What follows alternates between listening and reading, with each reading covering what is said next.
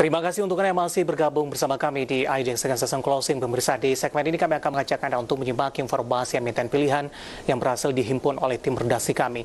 Ketika di segmen sebelumnya kita coba update bagaimana informasi perkembangan fokus dari pemerintah terhadap infrastruktur di 2021. Dan kebetulan saham-saham dari konstruksi hari ini mengalami penguatan signifikan. Kita juga akan update pemirsa bagaimana informasi terbaru dari beberapa atau salah satu dari emiten konstruksi. Dan berikut informasi selengkapnya. Di mana PT PP Persero Tbk atau PT PP saat ini tengah membidik proyek-proyek di luar negeri, khususnya di Malaysia, Brunei, dan juga Filipina. Berbeda dengan tahun lalu, di mana PT PP masih fokus kepada proyek-proyek dalam negeri untuk menjadi sumber pendapatan. PT PP Persero Tbk turut mengembangkan sayapnya ke wilayah Asia dengan berbekal pengalamannya dalam mengerjakan proyek-proyek luar negeri di Timur Tengah pada 2010 lalu. PT PP optimis kedepannya dapat kembali mengerjakan proyek-proyek di luar negeri. Dikutip dari berbagai sumber, Sekretaris Perusahaan PT PP Yuyus Juarsa menjelaskan, PT PP tengah mengikuti tender perumahan di Brunei Darussalam dengan nilai sekitar 700 miliar rupiah dan jalur kereta di Filipina dengan nilai 1,9 triliun rupiah. Di tengah situasi penyebaran pandemi COVID-19, PT PP dan pemilik proyek terus melakukan penyesuaian. Pelaksanaan pengumuman pemenang direncanakan pada kuartal 4 2020 dan mengenai waktu sepenuhnya mengikuti tahapan proses di masing-masing negara tersebut. Dengan perkembangan tersebut, PT PP hingga saat ini belum menggenggam proyek baru luar negeri. Adapun PT PP pernah menggarap proyek luar negeri di Timur Tengah dan Timur Leste di tahun 2010 silam. Di Timur Tengah, PT PP pernah mengerjakan proyek King Abdullah di University of Science Technology, KAUST di Mekah. Selain mengerjakan pembangunan proyek di Timur Tengah, PT PP juga mendapat kepercayaan dari negara tetangga untuk mengerjakan beberapa proyek di Timur Leste. Salah satu gedung monumental yang dibangun oleh PT PP di negara tersebut adalah gedung Kementerian Keuangan Timur Leste.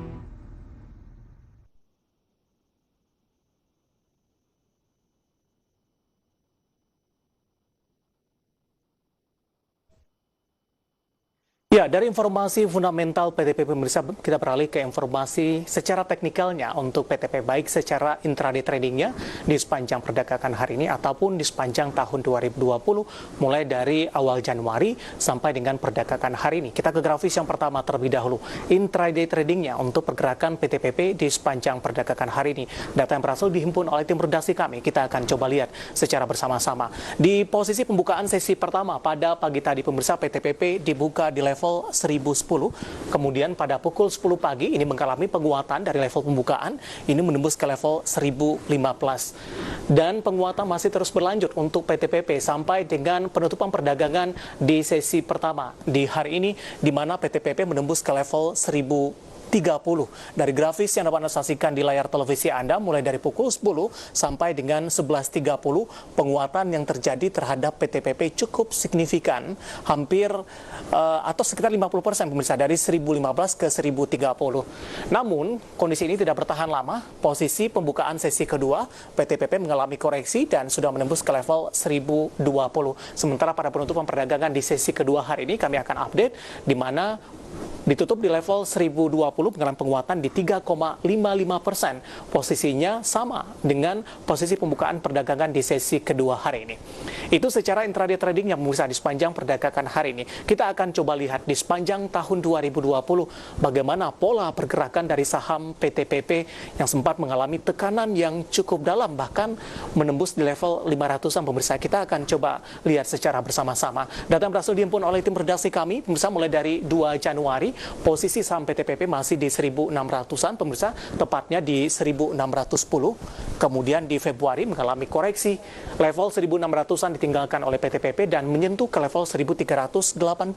Tekanan terus berlanjut di Maret, 1100-an diduduki 1120, bahkan di 1 April ini mengalami tekanan yang cukup dalam pemirsa, sudah meninggalkan level 1000-an, bahkan menyentuh ke 500-an, tepatnya di 515. Berlahan di 4 Mei, saham PTPP mencoba bangkit menembus ke level 630, kemudian melanjutkan penguatan di 740, di Juli menembus ke level 880, dan di Agustus kembali menembus level 1000-an, tepatnya di 1020. Kalau kita tarik garis dari Januari sampai dengan Agustus, meskipun saham PTPP mencoba untuk kembali bangkit, namun belum menyentuh ke level tertinggi yang pernah dicapai sebelumnya oleh PTPP di Januari di 1610 dari posisi penutupan perdagangannya. Nah, dari teknikal, kemudian juga dari fundamental, kita akan coba lihat juga bagaimana dari sisi valuasi untuk PTPP, apakah masih menarik atau tidak. Per PBV, kemudian juga indikator lainnya. Kita akan coba lihat secara bersama-sama. Ya, dari sisi pernya pemirsa, price to earning ratio dari PTPP, ini ada di kisaran 206,00 kali. Sementara dari sisi PSR-nya, price sales ratio-nya, ini ada di kisaran di 0,47 kali.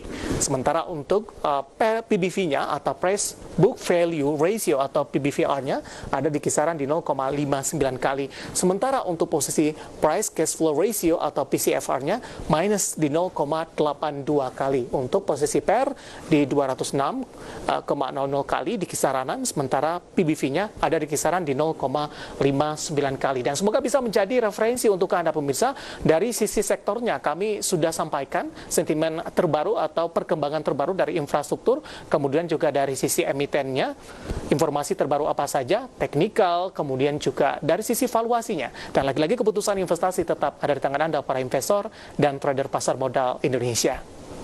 Kita akan jeda kembali di segmen selanjutnya. Kami akan coba review bagaimana pergerakan IHSG di sepanjang perdagangan hari ini. Dan jangan lupa, Anda masih bisa secara aktif berpartisipasi di WhatsApp interaktif dan juga telepon interaktif yang bisa Anda saksikan di layar televisi Anda nantinya. Kami akan segera kembali usai jeda berikut ini.